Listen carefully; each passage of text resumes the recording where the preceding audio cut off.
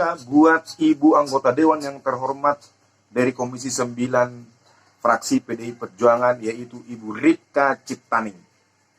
Setelah saya mendengar atau menonton video Ibu yang menyatakan statement untuk penolakan vaksin COVID-19, saya beranggapan Ibu terlalu arogan dan menunjukkan kesombongan Ibu sebagai seorang anggota Dewan.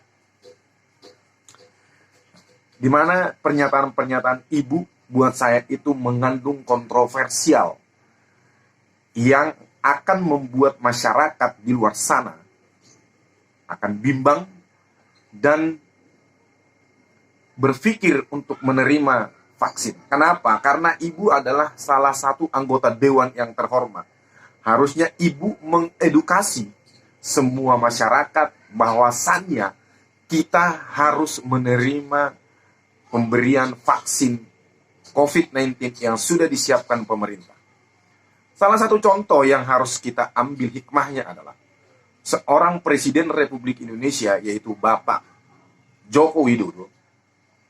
Beliau adalah orang pertama di negara ini yang menerima vaksin COVID-19. Kenapa? Itu menandakan bahwa vaksin COVID ini aman dan nyaman dipergunakan untuk masyarakat Indonesia. Ibu memberikan contoh pernyataan statement seperti itu. Ibu tidak menyadari kalau di luar sana rakyat akan bimbang dengan pernyataan Ibu. Nah, di sini saya sebagai masyarakat biasa yang tidak mengerti apa-apa di negara ini, saya bisa menyatakan Ibu adalah salah satu atau salah seorang anggota Dewan yang menunjukkan kesombongan Ibu sebagai seorang anggota Dewan.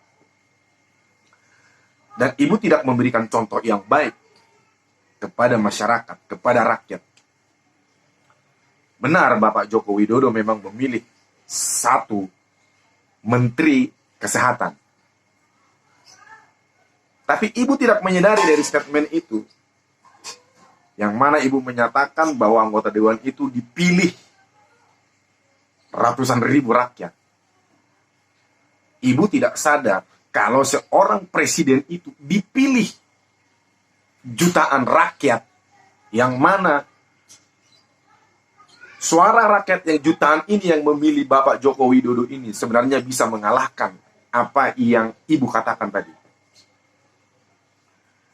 Ibu baru dipilih ribuan, Pak Jokowi itu dipilih jutaan rakyat yang ada di negara ini. Dan statement Ibu yang menyatakan apabila ini dipaksakan akan ada indikasi pelanggaran HAM. Pelanggaran HAM yang seperti apa, Bu? Coba dijabarkan. Dan Ibu juga menyatakan pemerintah jangan berbisnis kepada rakyatnya. Bisnis seperti apa? Harus dijabarkan supaya rakyat di luar sana mendengar statement Ibu itu tidak bimbang ragu untuk menerima vaksin yang akan diberikan pemerintah. Masalah vaksin yang mana yang harus digratiskan? Saya rasa biarkanlah itu menjadi kebijakan pemerintah. Yang pasti di dalam penanganan COVID-19 ini pemerintah sudah bekerja dengan baik dan harusnya kita berikan satu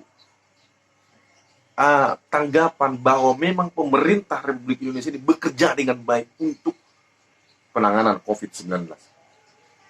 Dulu kalau tidak salah saya pernah mendengar apabila vaksin ini sudah ada di Indonesia, yang harus divaksin duluan itu adalah pejabat-pejabat tinggi. Salah satunya adalah anggota Dewan. Sekarang vaksin itu sudah ada dan Ibu juga yang menyatakan statement supaya tidak divaksin. Padahal Ibu anggota Dewan. Nah, untuk pejabat-pejabat tinggi yang satu partai dengan Ibu Ripka Ciptaning ini, harusnya alangkah baiknya ini ditegur supaya tidak jadi bumerang di masyarakat. Sebagai seorang anggota Dewan, edukasilah pernyataan itu supaya rakyatmu bisa menerima dengan baik. statement-statement yang seperti ini yang bisa membahayakan. Bagaimana dengan rakyat yang menonton yang ada di pelosok-pelosok sana? Dan saya apresiasi kepada Bapak Presiden Joko Widodo yang sudah bekerja untuk mengatasi COVID-19 di negara kita yang tercinta ini. Sekali lagi buat Ibu Rika Ciptani, tolong bahasanya Ibu diperbaiki ke depannya. Salam akal sehat dari saya buat kita semuanya. Tetap semangat dan mari kita menerima vaksin yang sudah disiapkan pemerintah. Karena vaksin ini aman, nyaman untuk digunakan.